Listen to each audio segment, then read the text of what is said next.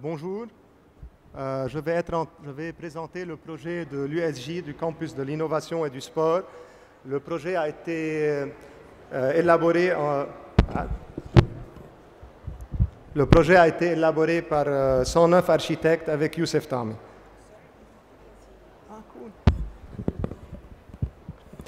Donc, rapidement, je vais vous brosser le programme du projet et sa dimension. C'est un projet qui fait 55 000 m² de bâti. Le programme est assez différent, c'est-à-dire qu'il y a en même temps un musée de pierres minérales, de pierres naturelles.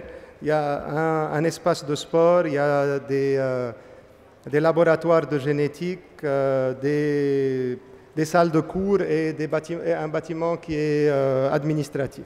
Donc, comme vous pouvez remarquer, c'est un sacré pot pourri. Je ne vais pas vous faire passer par tous les trucs de fonctionnement. On a choisi de présenter le projet sous 3 angles différents. Donc, on a choisi de présenter le projet à partir du contexte, de quelque chose qu'on a appelé densité, parce qu'on n'a pas vraiment su comment l'appeler, et c'est le besoin qu'ont les universités pour les espaces éducatifs d'espace extérieurs et d'espace qui n'a pas une identité exacte. Et troisièmement, nous avons choisi d'aborder le projet à partir de son identité. Donc, je commence par le contexte. Le projet se situe sur la ligne verte de Beyrouth. C'était la ligne qui divisait Beyrouth en deux pendant la guerre, de 1975 à 1990. Donc, c'est un emplacement qui est chargé d'histoire et qu'on pouvait pas passer, sur lequel on ne pouvait pas passer, voilà, excusez-moi, sur lequel on ne pouvait pas passer comme ça. Donc, voilà. Donc, Beyrouth fait partie de ces villes qu'on a appelées Divided Cities. Et donc, ça, c'était la ligne verte du temps de la guerre. Notre projet se situe dans le prolongement de cette ligne. C'était un no man's land. Donc, c'était l'emplacement, ou bien c'était le théâtre de sacrées batailles. C'était un truc assez intense. C'est un endroit qui est très chargé en émotions et en histoire en ce qui concerne la guerre. Donc, voilà, il est sur la route de Damas, qui est aussi le prolongement de l'autoroute qui vous mène jusqu'à Damas, justement. Donc, ça, c'est le plot de l'USJ. C'est le bâtiment sur lequel c'est le plot sur lequel nous avons intervenu. Donc, vous avez à côté l'école, la faculté de médecine de l'USJ, vous avez l'ambassade de France, le musée national.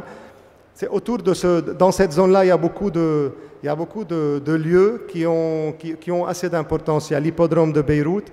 Bref, c'est un endroit qui est assez chargé. C'est un contexte sur lequel on ne peut pas passer sans s'arrêter. Donc, premièrement, il faut savoir que nous avions une sacrée chance de pouvoir travailler sur un plot entier, ou presque. Bon, il y a juste un petit bout qui nous a été retiré, mais il appartient aussi à l'Université Saint-Joseph.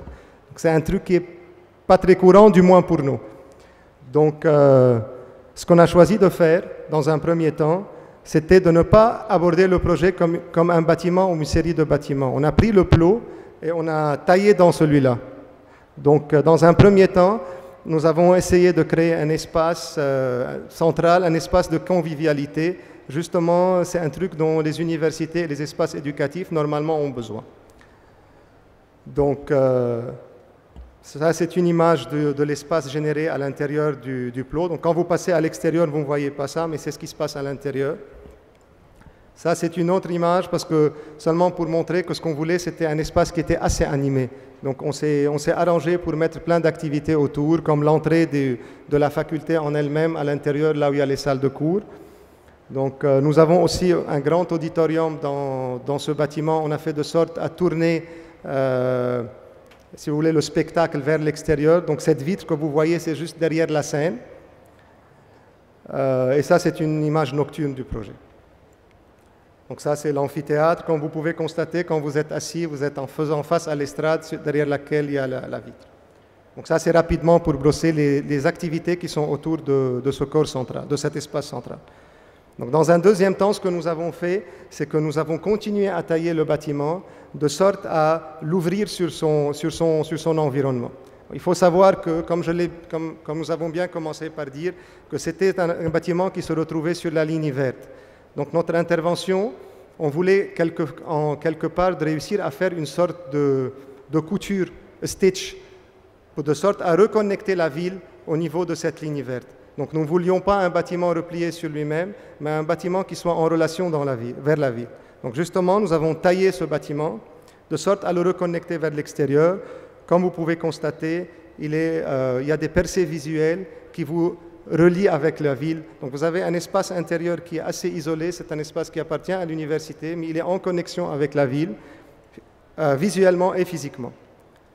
Donc, dans un troisième temps, ce que nous avons fait, nous avons pris le bâtiment du sport, qui est le bâtiment le plus lourd, et nous l'avons surélevé de sorte à créer une entrée vers l'espace central à partir de la route de Damas.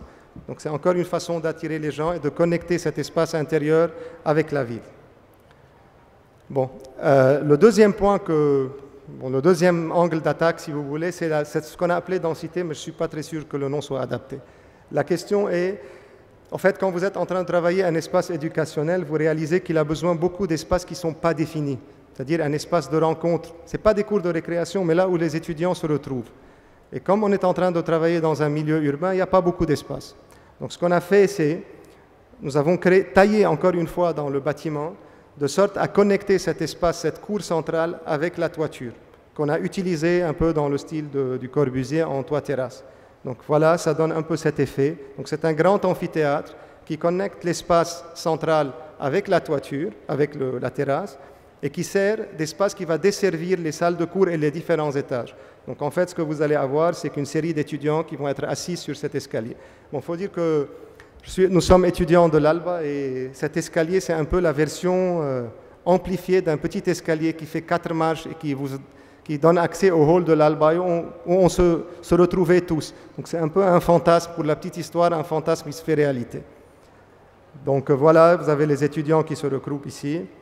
Et c'est une autre image du projet. Donc vous pouvez voir encore une fois cet escalier monumental qui continue à monter tout le long du bâtiment en le taillant et qui en fin de compte vous amène sur le toit du projet.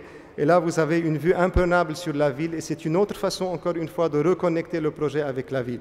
Donc vous êtes connecté au niveau du hall, au niveau de l'espace central de la plaza qui est hyper connecté, qui est connecté avec la ville. Et une fois que vous arrivez sur le toit, la boucle est fermée encore une fois et vous êtes en train de reconnecter encore une fois avec la ville. Donc ce qui fait que c'était notre façon un peu de recréer cette couture ou bien cette connexion là où il y avait une rupture.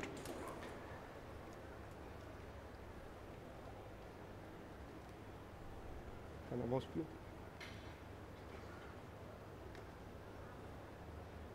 Ah. Bon, voilà. Bon, ça, c'est aussi la piscine qui, elle aussi, se trouve sur le toit, en extension aussi avec la terrasse. Bon, le troisième angle d'attaque est celui de l'identité. Il était évident pour nous que nous ne voulions pas un bâtiment qu'on puisse situer, je ne sais pas moi, à Stockholm, à Paris ou bien à n'importe quel pays. Nous voulions un projet qui soit connecté avec le Liban, c'est qu'on reconnaisse que c'est un projet qui est dans cette ville-là.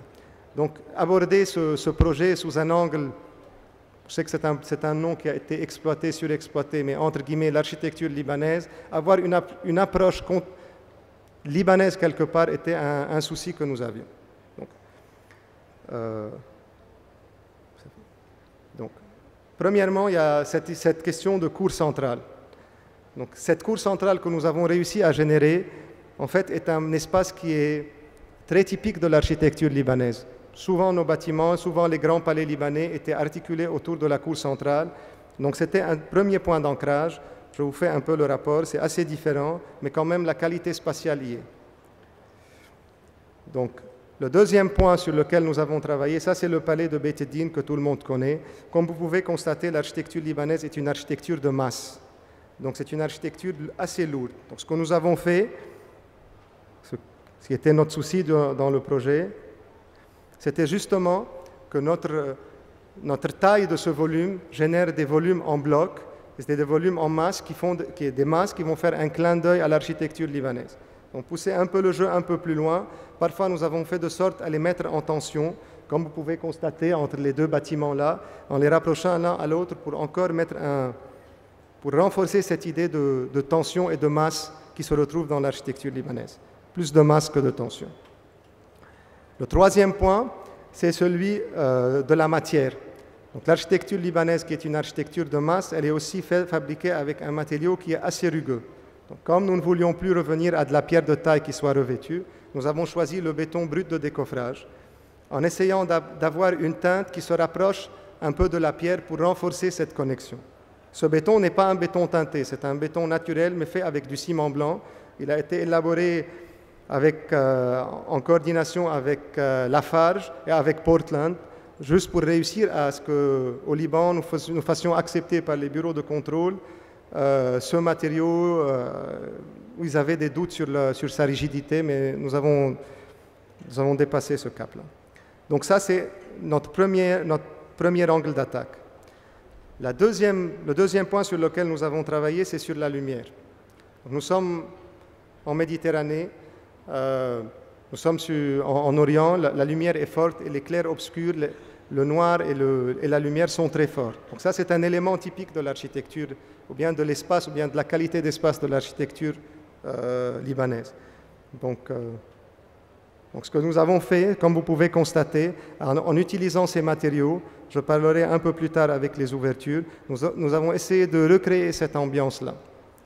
Donc, nous avons travaillé sur les ouvertures. Donc ça, c'est une autre image pour montrer le clair-obscur. Nous avons travaillé justement sur les ouvertures. Comme vous pouvez le constater, dans l'architecture libanaise, vous avez des ouvertures qui sont profondes, taillées dans des blocs massifs. Donc, c'est quelque part, notre référence à ça se retrouve dans ce bâtiment-là. Vous pouvez constater que les ouvertures sont profondes. Le deuxième point, la deuxième approche, nous avons fait à partir de la msharrabiye. La msharrabiye que tout le monde connaît, c'est cet élément architectonique qui sert à filtrer la lumière et la vision. Nous l'avons intégré dans le bâtiment sur les façades sud. Donc c'est une version assez contemporaine avec du béton, mais ça redonne un peu cette même qualité de lumière. Un instant, voilà. Donc ça nous permet d'avoir ce type de lumière à l'intérieur du bâtiment. C'est une lumière assez douce et qui est filtrée. Donc dans un troisième temps, nous avons rajouté une touche plus contemporaine du traitement de la lumière en utilisant le polycarbonate. C'est un matériau qui est translucide, donc ça amène une interprétation contemporaine de la lumière au Moyen-Orient. Donc un peu ça nous avons les ouvertures qui sont profondes, nous avons l'amsharrabiye et nous avons ramené une autre couche qui est celle d'un matériau plus contemporain qui est le polycarbonate. Et pour finir, comme cet endroit est très chargé en histoire et que, pour ceux qui ont connu la guerre et qui ont suivi un peu plus, Beyrouth était pleine de ces bâtiments qui étaient criblés d'obus et de traces de tirs. Mais si vous faites un petit tour maintenant à Beyrouth, vous constatez que ces bâtiments sont en train de disparaître. Et c'est quelque part un peu une couche dans notre histoire. Ça fait partie de notre histoire. Donc nous avons fait un clin d'œil à ce type de bâtiment. Et il y en avait plein dans la région avant. Donc nous avons travaillé les ouvertures en essayant de régénérer quelque part cette impression de façade criblée. Ça a embêté un peu les usagers parce que parfois ils se plaignent qu'il y a certaines fenêtres qui sont basses, mais à notre avis, ça permet des percées visuelles sur la cour qui sont très intéressantes. Donc voilà, j'espère que j'ai réussi à vous transmettre le projet.